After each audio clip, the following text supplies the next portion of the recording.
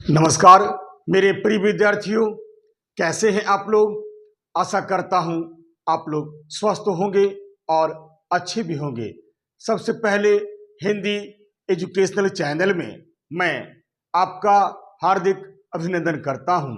आज मैं आपके समक्ष भक्ति काल के महान कवि तथा प्रभु श्री कृष्ण के अनन्य भक्त महाकवि सूरदास द्वारा रचित एक पद की व्याख्या को लेकर आपके समक्ष उपस्थित हुआ हूं।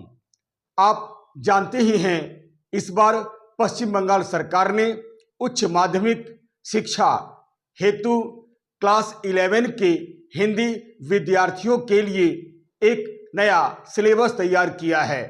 यह सिलेबस प्रायः एमसीक्यू बेस्ड पर आधारित है।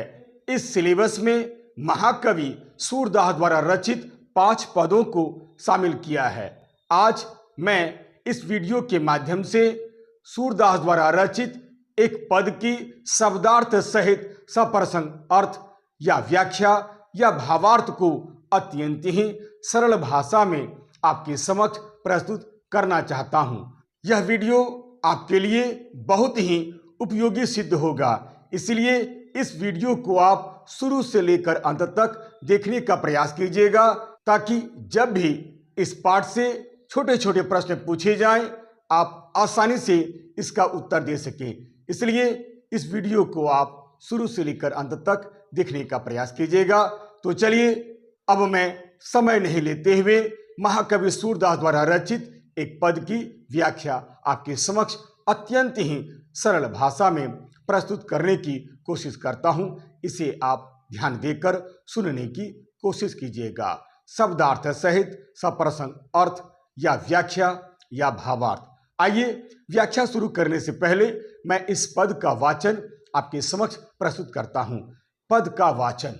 मुरली तौ गोपाल ही भावती, सुंदरी सखी यद्यपि नंदलाल ही नाना भांति नचावती, राखती इक पाई ठाढ़ो करी अति अधिकार जनावती, कोमल तन आज्ञा करवावती, कटी टेढ़ो हुए आवती, अति अधीन सुजान कनौड़े गिरधर नार नवावती, आपुन पौढ़ी अधर सज्जा पर कर पल्लव पलुटावती, भ्रिकुटी कुटिल नैन नशा पुट हम पर कोप करवावती, सूर प्रसन्न जानी एक पल नहीं अधरते शीश डुलवावती।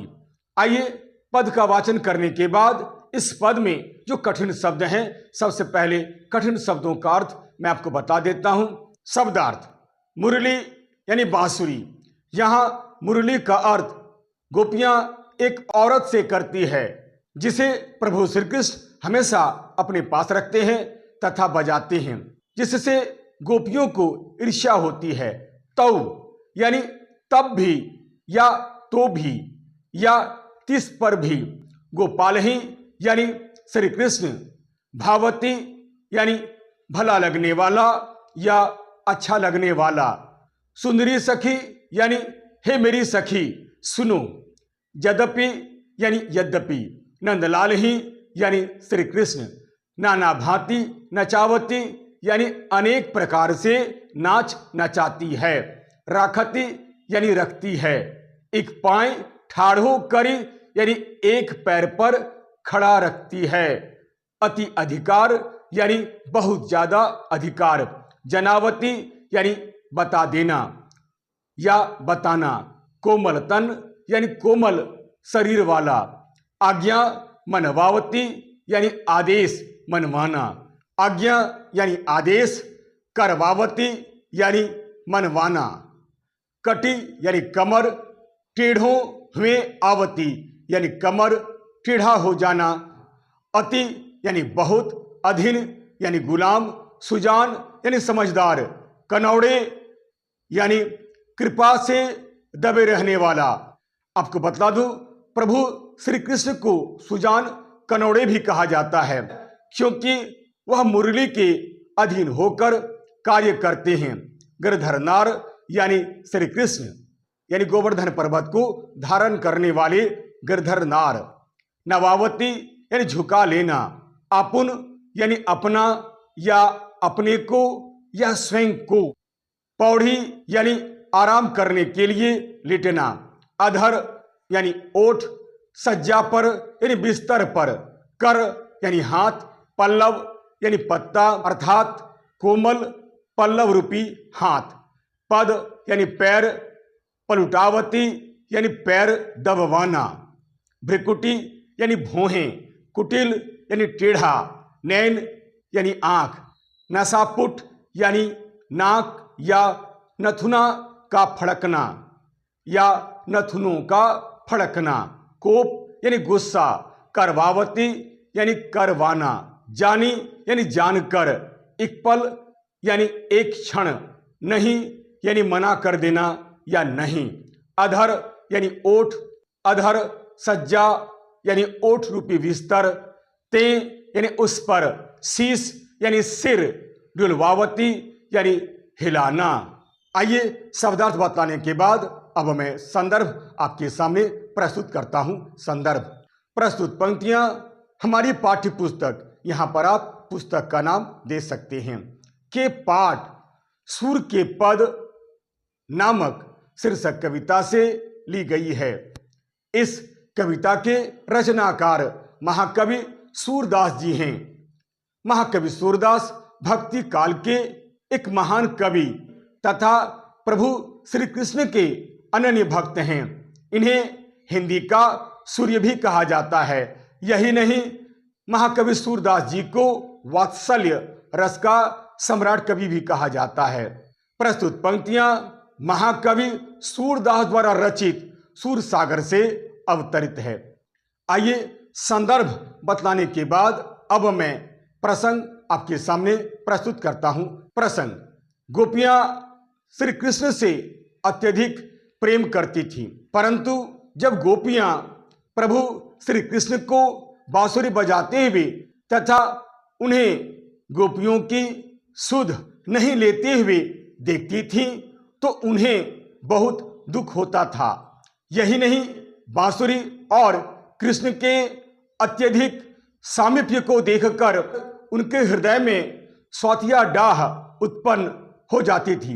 गोपियों को यह बिल्कुल अच्छा नहीं लगता था कि श्री कृष्ण केवल बांसुरी के कारण गोपियों की अवहेलना करी। गोपियों को लगता था कि मुरली उनके लिए बिल्कुल सौत के समान है, जो उन्हें अपने प्रियतम से मिलने नहीं देती है। इसके साथ ही साथ श्री कृष्ण जिस ढंग से खड़े होकर मुरली बजाते थे, गोपियां मुरली का कृष्ण के प्रति बहुत बड़ा अत्याचार मानती थीं। इस पद में महाकवि सूरदास जी ने गोपियों के माध्यम से मुरली को अपना सौत बतलाकर मुरली के प्रति कड़ी आलोचना करवाई है। इसी भाव को व्यक्त करती हुई गोपियां आपस में एक दूसरे से बातें करती है। आइए संदर्भ और प्रसंग बतलाने के बाद मैं एक एक पंक्ति को पढ़ता हूं, फिर अर्थ बतलाते हुए इसकी व्याख्या आपके समक्ष प्रस्तुत करता हूं। आइए पहली पंक्ति। मुरली तौ गोपाल ही भावती। मुरली यानी बांसुरी। यहाँ मुरली का अर्थ गोपियां एक औरत से करती है जिसे वे हमेशा अपने साथ रखते हैं और बजाते हैं, जिससे गोपियों को बहुत ही ईर्ष्या होती है, उन्हें बहुत कष्ट भी होता है। तौ यानी तो भी या तब भी। गोपाल ही यानी श्री कृष्ण। भावती यानी भला लगने वाला या अच्छा लगने वाला। मुरली तौ गोपाल ही भावती। मुरली तब भी गोपाल यानी कृष्ण को बहुत ही अच्छी लगती है। कहने का अर्थ यह है कि गोपियां श्री कृष्ण से अत्यधिक प्रेम करती हैं, परंतु जब गोपियां श्री कृष्ण को बांसुरी बजाते हुए देखती हैं तथा उन्हें गोपियों की सुध लेते हुए नहीं देखती हैं तो उन्हें बहुत दुख होता है। यह सब देखकर उन्हें ऐसा लगता है कि मानो वे उनसे ज़्यादा मुरली से प्रेम करते हैं। उन्हें यह बिल्कुल सहन नहीं होता है। यही नहीं, बांसुरी और कृष्ण के अत्यधिक सामीप्य को देखकर उनके हृदय में स्वार्थ जैसी डाह उत्पन्न हो जाती है। गोपियों के लिए यह सचमुच एक चिंता का विषय है। मुरली तौ गोपाल ही भावती, यानी एक सखी दूसरी सखी से कहती है कि हे सखी, अब मैं क्या बतलाऊं, मुरली श्री कृष्ण के साथ बहुत ही अपमानजनक व्यवहार करती है, जिसे वे हमेशा होठों पर धारण करके बजाते हैं। वह उन्हें बहुत ज़्यादा कष्ट देती है। फिर भी पता नहीं उन्हें इस मुरली से ज़्यादा लगाव क्यों है। उन्हें यह मुरली इतनी अच्छी क्यों लगती है, जिसे वे बार बार अपने ओठों पर धारण करते हैं और बजाते रहते हैं। मुरली तव गोपाल ही भावती, यानी अनेक तरह के कष्ट मिलने पर भी उन्हें यानी श्री कृष्ण इस मुरली को छोड़ना नहीं चाहते हैं और जब भी मौका मिलता है वे इस मुरली को बजाते रहते हैं। यही बात हमें समझ में नहीं आ रही है। अब मैं अगली पंक्ति पढ़ता हूँ। सुंदरी सखी यद्यपि नंदलाल ही नाना भांति नचावती। सुंदरी सखी यानी सुनो मेरी सखी, यद्यपि यानी यद्यपि, नंदलाल ही यानी श्री कृष्ण, नाना भांति नचावती यानी अनेक प्रकार से नाच नचाती है। गोपी अपनी बात को आगे बढ़ाते हुए दूसरी गोपी से कहती है कि हे सखी, मेरी बात ध्यान देकर सुनो। जिस मुरली को श्री कृष्ण अपने ओठों पर धारण करते हैं, वही मुरली उन्हें अनेक प्रकार से कष्ट देती है। यही नहीं, वही मुरली उन्हें नाना प्रकार से नाच नचाती है। फिर भी पता नहीं इस मुरली में ऐसा कौन सा जादू है, इस मुरली में ऐसा कौन सा आकर्षण है कि सताए जाने पर भी श्री कृष्ण इस मुरली को छोड़ना नहीं चाहते हैं, इस मुरली से बहुत ज़्यादा प्रेम करते हैं। कहने का अर्थ यह है कि इतना कष्ट मिलने पर भी प्रभु श्री कृष्ण इस मुरली को छोड़ते नहीं हैं और जब तब ओठों पर धारण करके बजाते रहते हैं। अब अगली पंक्ति देखिए। राखती इक पाई ठाढ़ो करी अति अधिकार जनावती। राखती यानी रखती है, एक पाई ठाढ़ो करी यानी एक पैर पर खड़ा रखना या खड़ा रखती है। अति अधिकार यानी बहुत ज्यादा अधिकार, जनावती यानी बताना। गोपी आगे कहती है कि हे सखी, यही नहीं, यह मुरली तो श्री कृष्ण पर इतना अधिकार जताती है कि उनको हमेशा एक पैर पर खड़ा रखती है। कहने का अर्थ यह है कि मुरली की आज्ञा मानने में श्री कृष्ण हमेशा भागते दौड़ते फिरते हैं, परिश्रम करते हुए दिखलाई देते हैं। यह मुरली उनको अपने इशारे पर नचाती रहती है। फिर भी पता नहीं क्यों कृष्ण इस मुरली से ज़्यादा प्रेम क्यों करते हैं, क्यों उसके आगे पीछे घूमते रहते हैं। आखिर इस मुरली में ऐसी कौन सी बात है जो मुझ में नहीं है।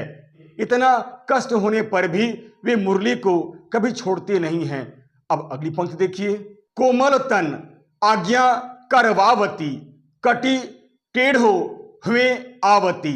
आज्ञा यानी आदेश, करवावती यानी मनवाना, कटी यानी कमर, टेढ़ो हुए आवती यानी कमर टेढ़ा हो जाना। गोपी अपनी बात को आगे बढ़ाते हुए दूसरे गोपी से कहती है कि हे सखी, मेरी बात ध्यान देकर सुनो। अब मैं क्या बतलाऊं।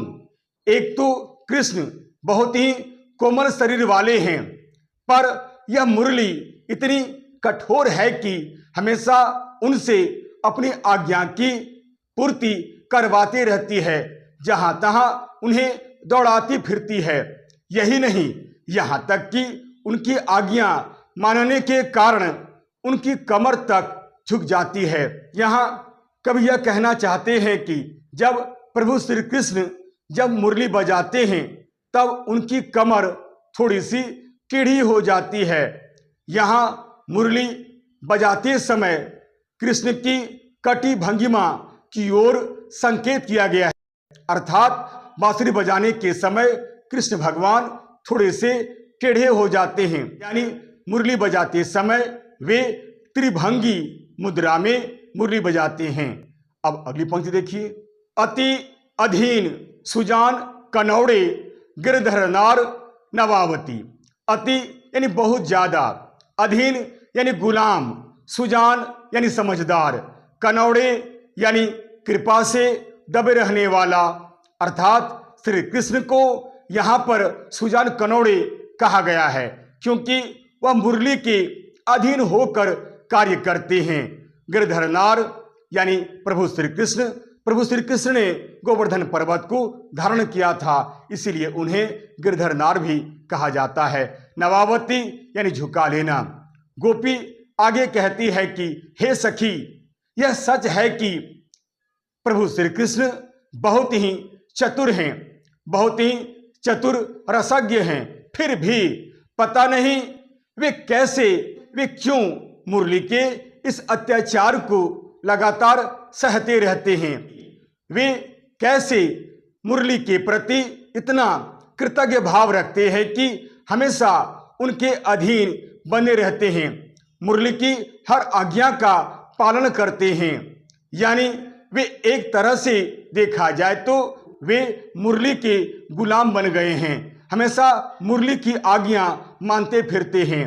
अति अधीन सुजान कनौड़े गिरधर नार नवावती, यानी हे सखी, आश्चर्य की बात तो यह है कि जो स्वयं गिरधारी हैं, अर्थात गोवर्धन पर्वत को उठाने वाले हैं।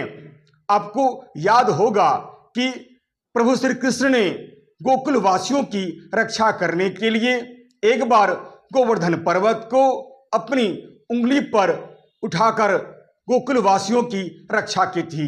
यानी प्रभु श्री कृष्ण गोवर्धन पर्वत को अपनी उंगली पर उठाकर कठिन कार्य भी कर चुके हैं। उस कठिन कार्य को करने में कभी भी उनकी गर्दन तक नहीं झुकी थी और आज वही गिरधारी उस मुरली के आगे यानी कृतज्ञ भाव से हमेशा गर्दन झुकाए रहते हैं, मुरली की हर आज्ञा का पालन करते हैं। समझ में नहीं आता है कृष्ण भगवान ऐसा क्यों करते हैं। कहने का अर्थ यह है कि वही गिरधारी मुरली रूपी नारी के आगे हमेशा नतमस्तक हो जाता है, यानी मुरली के आगे अधीन हो जाते हैं। अति अधीन सुजान कनौड़े गिरधर नार नवावती। हे सखी, अब मैं क्या बतलाऊं।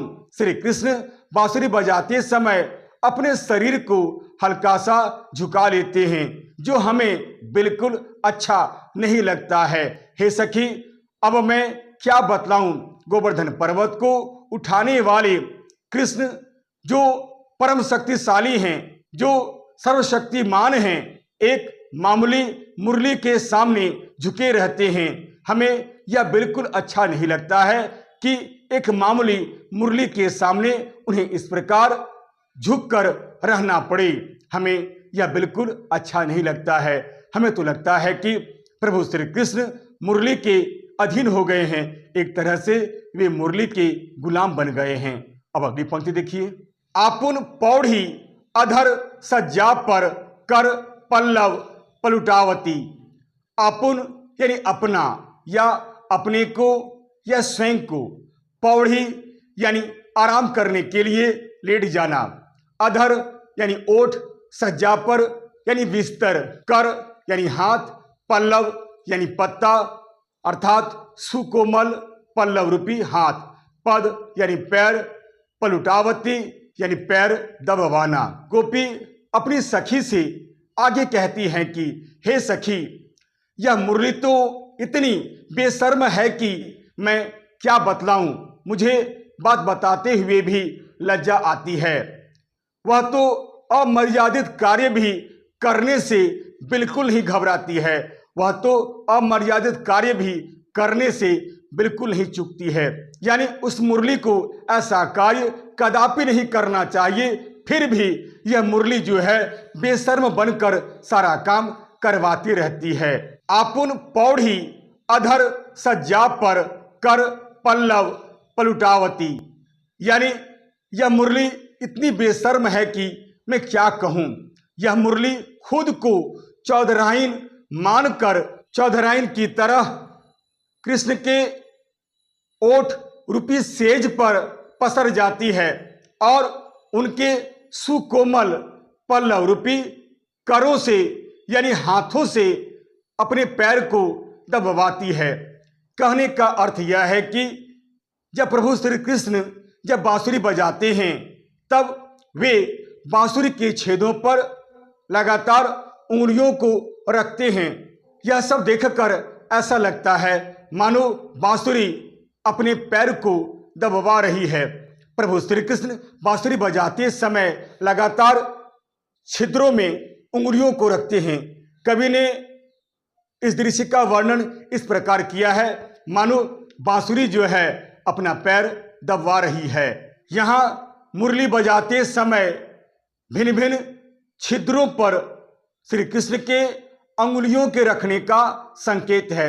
अब मैं अगली पंक्ति पढ़ता हूं। भ्रिकुटी कुटिल नैन नसापुट हम पर कोप करवावती। भ्रिकुटी यानी भौहें, कुटिल भ्रिकुटी यानी भौहें, कुटिल यानी टेढ़ा, नैन यानी आंख, नसापुट यानी नाक या नथुनों का फड़कना, कोप यानी गुस्सा, करवावती यानी करवाना। गोपी अपनी बात को रखते हुए आगे अपनी सखी से कहती है कि हे सखी, केवल इतना ही नहीं, जब श्री कृष्ण जब बांसुरी बजाते हैं तो यही बांसुरी, यही मुरली कृष्ण की कुटिल भौहों यानी भ्रिकुटियों और फड़कते हुए नथुनों से हम पर क्रोध भी करवाती है, हम पर गुस्सा भी प्रकट करवाती है। अब अगली और अंतिम पंक्ति देखिए।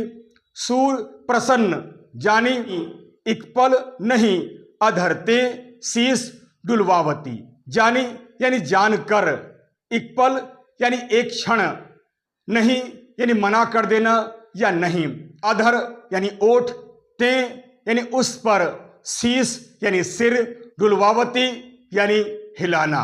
महाकवि सूरदास आगे कहते हैं कि मुरली अत्यधिक प्रिय होने के कारण मुरली ने श्री कृष्ण को अपने अधीन कर लिया है तथा पल भर के लिए प्रसन्नता देने के लिए उन्हें अपने गर्दन को थोड़ा हिलाने के लिए भी बाध्य।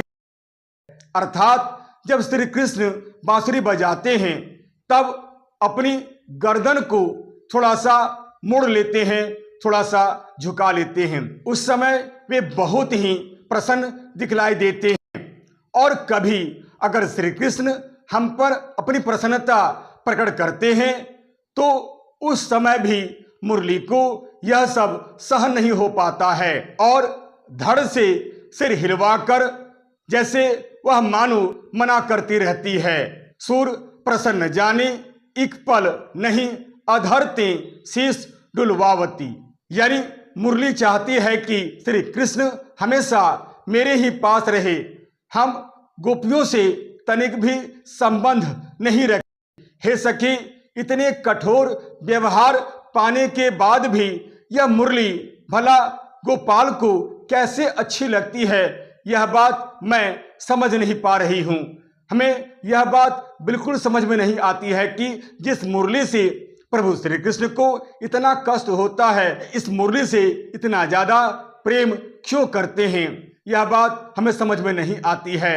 इस तरह गोपियां मुरली का कृष्ण के प्रति एक तरह से बहुत बड़ा अत्याचार मानती है। अतः इस पद में गोपियां मुरली को अपना सौत मानकर मुरली की कड़ी आलोचना की है, मुरली की बड़ी निंदा की है। इसी भाव को व्यक्त करते हुए गोपियां आपस में एक दूसरे से बातचीत करती है। आइए व्याख्या पूरा हो जाने के बाद मैं विशेष भी आपके सामने प्रस्तुत कर देता हूं। विशेष, इस पद में कवि ने जहां एक तरफ गोपियों से कृष्ण की निंदा करवाई है, वहीं दूसरी ओर उनके हृदय में प्रभु श्री कृष्ण के प्रति कितना प्रेम है उसे भी उजागर किया है। इस पद में कवि ने नारी सुलभ विशेषताओं को भी बड़े ही सुंदर ढंग से उजागर किया है। इस पद में रूपक और अनुप्रास अलंकार है। प्रस्तुत पद की भाषा ब्रज भाषा है। इस पद की भाषा सरल, सरस और गेय है। यहाँ माधुर्य गुण है। आशा करता हूँ आप इस पद की व्याख्या को अच्छी तरह समझ गए होंगे। यदि आपको यह वीडियो अच्छा लगता है, उपयोगी लगता है, समझने योग्य लगता है, तो आप इसे लाइक करें, शेयर करें और तो और सब्सक्राइब करना बिल्कुल नहीं भूलें। तब तक के लिए नमस्कार, धन्यवाद।